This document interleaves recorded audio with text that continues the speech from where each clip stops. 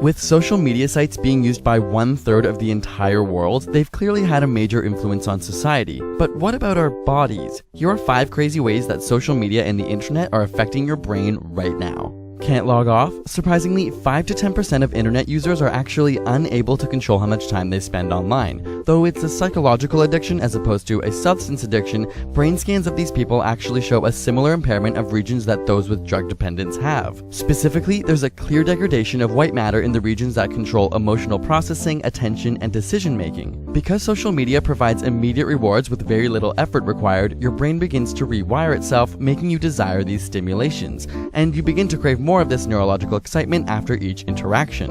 Sounds a little like a drug, right? We also see a shift when looking at multitasking. You might think that those who use social media or constantly switch between work and websites are better at multitasking, but studies have found that when comparing heavy media users to others, they perform much worse during task switching tests. Increased multitasking online reduces your brain's ability to filter out interferences and can even make it harder for your brain to commit information to memory. Like when your phone buzzes in the middle of productive work.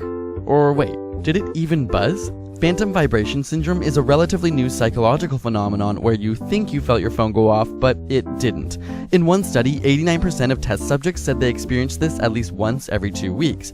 It would seem that our brains now perceive an itch as an actual vibration from our phone. As crazy as it seems, technology has begun to rewire our nervous system, and our brains are being triggered in a way they never have before in history. Social media also triggers a release of dopamine, the feel-good chemical. Using MRI scans, scientists found that the reward centers in people's brains are much more active when they're talking about their own views as opposed to listening to others. Not so surprising, we all love talking about ourselves, right? But it turns out that while 30 to 40% of face-to-face conversations involve communicating our own experiences, around 80% of social media communication is self-involved. The same part of your brain related to orgasms, motivation, and love are stimulated by your social media use, and even more so when you know you have an audience. Our body is physiologically rewarding us for talking about ourselves online. But it's not all so self-involved. In fact, studies on relationships have found that partners tend to like each other more if they meet for the first time online rather than with a face-to-face interaction. Whether it's because people are more anonymous or perhaps more clear about their future goals, there's a statistical increase in successful partnerships that started online. So while the internet has changed our verbal communication with increased physical separation, perhaps the ones that matter the most end up even closer. Got a burning question you want answered?